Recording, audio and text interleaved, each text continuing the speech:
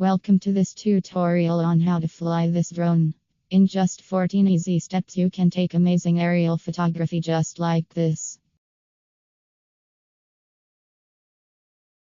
And like this.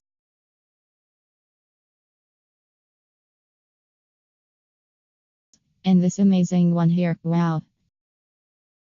Step 1. You must purchase a drone. Then download this application. Once you have connected your cellular device to the drone, you will be presented with this interface.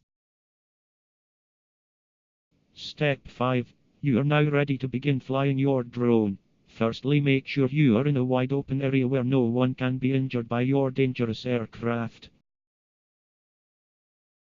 Now press the button that says Take Off on the app.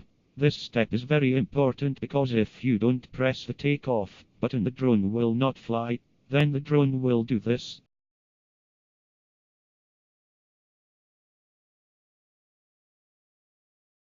Now it's time to learn the controls. Everybody open your controller. You will see two control joysticks. The left hand one will make the drone go up, down, and turn all around. The right hand joystick will make the drone go forwards, backwards, left, and reverse left.